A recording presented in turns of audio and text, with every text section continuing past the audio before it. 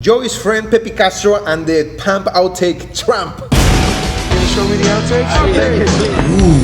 Surprise. Nothing like the internet. Hey guys, so after Joey's masterclass where he mentioned that the Pump outtake called Tramp, it sounds like I'm saying Trump, like the president of the US, but it's actually Tramp. Basically written and recorded but with his friend Peppy Castro. I was able to contact him and he agreed to have a small interview just to talk about the details and, you know, his relationship with Aerosmith, with Joey, his friendship with Joey, and how the song came to be. And it's really interesting, but let's leave Peppy tell the story. Hey, thanks for taking a few minutes to do this. Yeah. So a few weeks I was in a call with Joey and I got to ask him a few unreleased material questions, and he happened to mention that he had written this song from Pump with you. And I thought it was really interesting because I've heard that demo because it leaked probably mid in the 90s. But it's just an instrumental. So I was like, what's the story behind this? You know, Nobody's ever heard this, number one. Yeah. And I do have a full version of me singing the whole song. Awesome. Which is pretty crazy, but you know, the guys probably like listening to the track instead of what went on. But it's funny because I remember singing it at Joey's 40th birthday party, which was like now it's like that's ancient, you know, it's so long ago. Yeah. But what happened was, the story is that the band Balance, this was a band I had in the 80s, right? Mm-hmm. And we did 2 records on Portrait, which was Epic Portrait. And the first record gave us a hit in the United States, like a top 20. I had a song called Breaking Away. I'll send you all this stuff with the email. You to better familiarize yourself. And the band on the first album was myself, a buddy of mine, Doug Kitsaris, who's beyond brilliant, and Bob Kulick. But Bob ghosted a lot of solos and had a big, long history with Kiss as well. So, and then we used Andy Newmark and Willie Weeks on the first album. And Andy's an icon. Willie Weeks is an icon. They've played on tons and tons and tons of hit records. Then for the second album, we changed gears and went a little heavier, and it got voted Album of the Year in Kerrang! Magazine in England. Yeah. Then, and for the second album, Chuck Burgee, very strong drummer. He's Billy Joel's drummer now. Right. And Chuck was on that, and we had another bass player. And we got really popular in places like, the UK and Sweden, Belgium, different places like that. You know, we were like one of those shoulda, woulda, coulda hit bands, you know, that did all AOR. Anyway, the music is like beyond excellent. Wow. It's probably one of the best things, the bands I've ever had. You know, it was real heavy hitters, and it was Joey's favorite band. Mm-hmm. And at this point in time, Aerosmith was breaking up. They were all fucked up on drugs. And, Steven was all over the place. He's in the streets of New York, on junk. So that's early 80s, right? Yeah. And Balance, we were managed by Lieber Krebs, who were their managers at the time. And so that's how Joey got familiar with Balance. And so Joey called me up when our record came out and was so blown away. And he said, man, this is the fucking greatest record I've ever. I love this. I love you guys, man. I love your voice. I mean, he was raving. He said, I want to be your drummer. Oh. Yeah. So, and then I thought about it and I went, wow, you know, how great would that be having Joey Kramer as the drummer, you know? Because on the first record we used studio guys who played on everybody's records, you know? And so I thought about it for a week, and then I called him up and I said, you know what?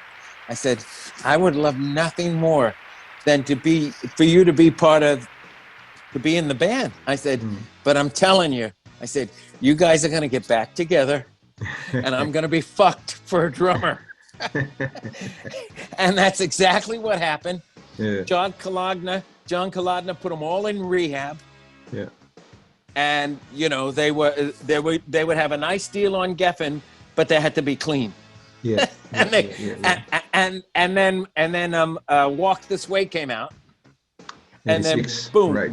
Yeah. And then their career went into the second metamorphosis of their lives. Yeah. So Joey and I became fast friends. And what would happen is that every time they would do another record, Yeah. Tom and Brad and Joey they all lived up in the Boston area around Marshfield, Massachusetts. And Stephen and Joe Perry would go off and write with Desmond Child and Diane Warren. Yeah. And the rest of the guys would be sitting around like twiddling their thumbs, you know? So Joey would call me up all the time and say, hey man, why don't you come up to the house? Let's jam. And, you know, and I would go up there and I would amuse the other three guys and keep them busy. And we would jam at Joey's house. So I had all these jams. And then I came up with this idea for a song called Love Kills a Lonely Heart. Right? And it was it was the 80s, you know, it was like love kills a lonely heart, you know, just, it was kind of like you give love a bad name, you know, it was all in that cycle of time when things were going. I thought, hey, that's a good idea. Love kills a lonely heart, you know? And so Joey and I, we would play on it. I had a buddy friend come up and play on guitar, and we started screwing around with this track. And Joey loved it. And you see, I told Joey, I said, Joey, this is great. I said, but the guys are never going to give you, they're not going to give you an inch on the record as far as a writer, you know? And it wasn't until many, many years later that they even opened it up and started doing some publishing pools, I think, for the other guys and stuff like that. Because really, Stephen and Perry were the you know, writers. They were the nucleus of the writing thing. Yeah. And so I said, Joey, you know, I'll write with you till you're blue in the face. I said, but I'm telling you, nothing's going on your record, you know, and stuff like that. But Joey loved Love Kills a Lonely Heart. And so he lets Stephen hear it. And Stephen wrote one word, Tramp. And when I heard Tramp, I went, that's fucking perfect. It was like, Tramp! And, you know, and it's like, Tramp! You know? Yeah. And I just went, fuck. One word Stephen writes. And it's instantly an iconic, like, Aerosmith song, you know? And I just, holy shit. So then Eric went on to be the second lead singer of ELO, I think. And was a very good lyricist, and he wrote a bunch of lyrics. So then I cut the whole tune, Tramp, and we had the whole thing, you know? And that's what I played at Joey's birthday party, only I rewrote the lyrics to be a spoof on Joey that, you know, like gas is his favorite smell, and he loves cars more than anything, you know, and stuff like that. So everybody had a good laugh at it, you know. But the song has been sitting around now forever and ever and ever. I personally never did anything with it. I don't know why, you know. Life gets in the way, and I'm always busy. You know, I'm always working. Things come to me, so I let it like that. And then you surface, and I go, you know, because I just have a few things on Gene Simmons. Yeah. He put his you know, the box. The safe deposit box. Yeah. So, you know, and I wrote a few things with Gene that he put in there. So I was like, oh, okay, that's nice. You know, a little licensing, we'll see what happens, you know. And things that I'd even forgotten that I even wrote with Gene, you know, ideas I fed him years ago. Gene got me 2 big records, which were the B-sides of 2 Diana Ross singles. And so, you know, they were top 10 singles in the United States. So back then, in radio, the B-side makes just as much money as the A-side. Yeah. And so I had two B-sides on Diana, you know, and that was thanks to Gene. So when I saw this and I saw you, I said, you know what? This makes perfect sense, you know, that they would do something like this. It's time. They're iconic. God knows what they've got sitting around in the can, you know. And Tramp's a killer. It's really a killer. I have a finished version of it though, me singing, you know, lyrics to it, and it's a full song, you know. They probably are just listening to the track. I mean, but you know, that's really how the record came about, you know. And Balance was just a killer. I mean, what happened was I had a solo deal in the US, right? And I was getting ready to take a solo deal, and David Krebs was like all over it, and he built up a distribution deal with a guy named Ron Alexenberg. Now, Ron did Michael Jackson. Ron did a lot of stuff, and Ron was starting a new label, and they needed a name for the label. I came up with Silver Cloud Records. So I was going to be a solo artist on Silver Cloud Records. When it came time to do the record, Ron lost his distribution. They did, you know, another Black Friday, the money got pulled, and it never happened. And I got so pissed off, and because I'd worked so long to get a deal like this, that I said, fuck it, I'm just going to stack the deck. And what I did was I did like a New York Toto, you know. I asked Andy Newmark, who's played on every Roxy Music record, he Carly Simon, on, all the early Donny Hathaway stuff and things like that, you know. And Willie Weeks was in the Doobies forever, and they were Arif Mardin's rhythm section for Atlantic Records. So I called them in, and then Bob, and then my friend Buddy Doug, and we did a few rehearsals and did a showcase, and we got like a deal like that in a second, you know. And that's how Balance started. So, you know, through that, and Joey and I, we've stayed buddies over the years, you know. I just sent him a funk tune called High Class Funk, because he really loves funk. You know? Yeah, he was talking about that. He loves Tower Power. Exactly. You know, and I wrote him this song, and I started with like JK. I call him JK Fun K, like Fun and K. You know, JK Fun K. That's my nickname for him. So I'm like, JK, kick it, you know, and do this whole beat. And I've been dying to get him to play on this thing. I want to get a bunch of friends to do horns, the Uptown horns, and all that kind of stuff. But he's so off in his own little world right now. I have no idea what's going on with him after all the shit he's been through. You know, because nobody in the band went through shit like Joey.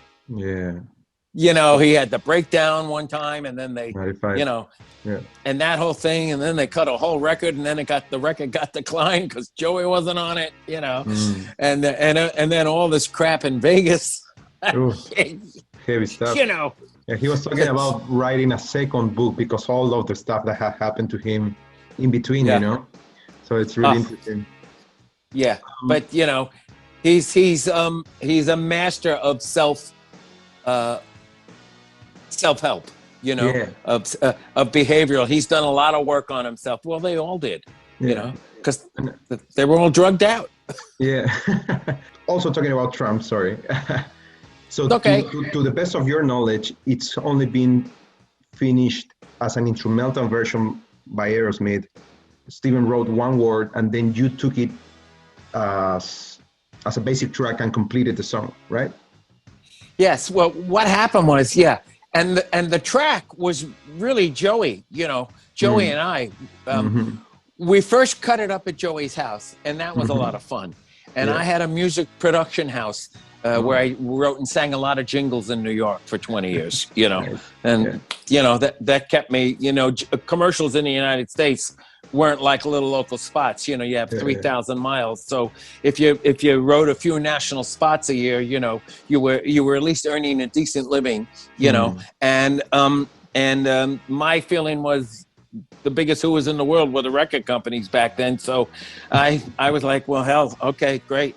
If you know somebody wants to throw me this gig, I'm going to do it because only the best people in New York played on these things, you know, because it was all top dollar, you know, all the big musicians, Anton Fig, every one of the big guys, they were all in there cutting jingles during the day, Everybody was, because it was they were earning a living while they couldn't go out on the road. I mean, how long could you be out on the road? And if bands were out on the road, they were in bands, you know. So if you were a side musician, you weren't going to tour like Motley Crue and Aerosmith and those types of acts. So I fell into that business, and then Joey came down. Joey was so sweet. He gave me a set of drums for my new business, which was the house drums. And while we were being built, we went to a place called Hip Pocket in Midtown Manhattan, where they had a good studio where I was cutting a lot of stuff there. I threw them a lot of work. And Joey and I went in there, and we laid down Tramp. And that's the track that's there, is the track from Hip Pocket that Joey's playing on. And a buddy of mine played guitar, Steve Bondi. And you know, I would think Steve probably even has some writing credits in there too. And then after it just sat for a while, I think it was Joey that played it for Eric Troyer. Yeah. And Eric said, hey, do you mind if I write some lyrics? And then Eric wrote like things like the gas pump jockeys, you know, meaning guys that fill up gas tanks. Oh, is there something, get a better look at your legs, you know, and all this stuff. And so that's it. So there is an actual song and a finished version. And the thing that makes the whole song to me is that one word, Tramp. Yeah, absolutely. It's just like, you know, it's just Stephen's. It's gonna be really Stephen's brilliance. Yeah, absolutely. You know? But it's gonna be really interesting because after hearing the instrumental version for a few years, and now, I mean, in my mind, I'm guessing which section of the instrumental is supposed to be the verse and the chorus and the bridge. So here in the you heard the instrumental version? Yeah, that one leaked probably in the mid '90s or late '90s. Oh yeah, I can show you that, so you can compare and see if that's well, it's got to be my track that I gave him, that I did with Joey. Possibly, you know, there's a few tracks that leaked as instrumentals from the Pump sessions. So, to use it. Good. They may have played around with it. Oh, that's pretty cool. Yeah, that's pretty cool. Yeah. Well, I think it's a great idea if they do a box set. I mean, it's like a no-brainer. They have so many fans. This high-class funk thing. They said, "Come on, man, let's just put a video out and call it the JK Funkies, you know, and just high-class funk, you know." Yeah. And but I haven't heard back from him, so who knows, you know? He's always doing so much, and he's in that fast lane, you know. I'll ask him about it. It's kind of our idea to try to get the band excited about releasing this unreleased material because the work has already been done. So why not just polish it a little bit and put it out there? It's gonna start collecting royalties. It's a no-brainer. Exactly. Because so hopefully they'll do it. It's something that fans will love. Exactly my point. You know. Like I put a CD for myself out called Just Beginning. I heard that song, yeah. You know, and did Joey play in any of those tracks? And what's that? Did Joey play in any of those tracks that you recorded? Yes, he did. He did. He played on this track called Who You Gonna Love. Who You Gonna Love? Yeah, on Who You Gonna Love, and another. There was another great track, and Brad played on it too. Oh wow! Brad. Oh, it's called I Wanna Know. I'm never gonna know. It's called. Never gonna know. And Brad came over to Joey's house, and he just plugged in and we were like, "Come on, Brad, play a solo." He played the solo one shot through. Yeah. No 2 takes, no 3 passes, no something, and my mouth dropped because Brad's like the unsung. Absolutely, he's amazing, man. Killer guitar player. He's so inventive, and what he just ripped this thing like I don't know where it came. It sounded. I thought like an alien was playing it. I was like, because I would play and jam with Brad, but this thing just ripped off at the top of his head, and I was like, wow, that is brilliant, you know. And so what I did was I did something really unique. I did 12 tracks on the CD, right? And because CDs are so small and you have no room for credits, I made instrumental mixes of all the 12 songs on the CDs. And then I spoke the credits of the songs. So I had 24 tracks. The first 12 were the songs, and 13 through 24 were little snippets, like a minute of this, 30 seconds here. And I give the story of how the song was written, why it was written, how it came about, under the bed of the music track. And I think I got more press for doing that than I did on the record, because everybody was calling me up, man, do you mind if I do that, man? That's a great idea. I'm like, no, of course I can't patent the idea, so go ahead. But it really was a great idea because CDs are so small. They didn't have, that's before anybody thought of doing anything, piggybacking videos or doing any of that stuff. But hey, you live and you learn, man. So what is it? You are like a fan-based show? What? Yeah, this is, I'm running basically it's a blog, it's a website, and we're publishing articles with all the research that we can find about Aerosmith unreleased work. And we're trying to slowly push it to the band or to the management. So hopefully they will be like, hey, there's talk about these songs. They're not leaked, but there's talk and interest in this material. It's something that fans go crazy over. Yeah, it's like it's a taboo topic. You're not supposed to talk about it, but it's you give fans little inside tracks and backstories and stuff like that. And I mean, what band is bigger than Aerosmith? They're iconic. They're legends. So that would be a great thing for them. I think they're very smart to do that.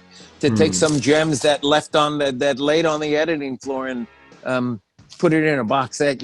It's a great idea. But just talk about the song, So if he was pleasantly surprised that I knew about a whole bunch of stuff. So I'm hoping that he talks to the management and to the other guys. I also talked to Tom Hamilton, basically asking the same question. So he mentioned that there was a box set being worked on. They're probably going to take forever to release it, but they're working on it. So good luck.